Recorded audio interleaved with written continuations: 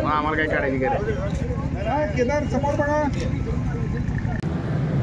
आज 18 नोव्हेंबर 2025 सांगलीला बाहेरच्या जिल्ह्यांशी जोडणारा जो आयुर्वेद पूल आहे कृष्णा नदीवरती, त्याला आज 96 वर्ष पूर्ण होऊन 97व्या वर्षात तो पूल पदार्पण करतो आहे. लोकांचा खूप असा गैरसमज आहे की तो ब्रिटिशांच्या अखत्यारीत बांधला गेलेला आहे. इंग्रजांच्या काळात बांधला गेला आहे, बरोबर आहे, पण सांगलीच्या राजेसाहेबांनी तो पूल बांधलेला आहे. रानडे कन्स्ट्रक्शन कंपनीकडे त्या पुलाचं बांधकाम होतं. 2005 साली जेव्हा सांगलीमध्ये पूर आला त्यावेळेला आम्ही आमच्या मंडळाच्या वतीनं तो पूल स्वच्छता करण्यासाठी पुलावरती गेलेलो होतो. त्यावेळेला त्या टाईल्स बघितल्यानंतर असं वाटलं की अरे, पुलाचा वाढदिवस करायला काय हरकत आहे. त्यामुळे 2005 पासून 2025पर्यंत गेली 20 वर्ष आम्ही त्या पुलाचा वाढदिवस करतो.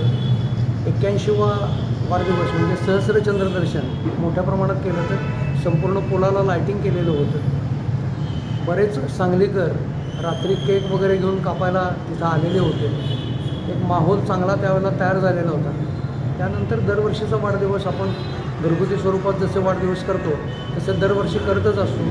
2029ला या पुलाला 100 वर्ष पूर्ण होणार आहेत. 1929 साली हा पूल बांधून पूर्ण झाला आणि तो केवळ 2 वर्षात 6,50,000 रुपयात बांधलेला आहे. म्हणजे आत्ताच्या काळात जर आपण विचार केला तर 6,50,000मध्ये 10 बाय 10ची खोलीसुद्धा बांधून होत नाही. एवढा मोठा पूल इतक्या पुरांना टक्कर देत अजूनही भक्कम स्थितीत उभा आहे. तो जपणं हे सगळ्या सांगलीकरांचं कर्तव्य आहे असं मला वाटतं. धन्यवाद.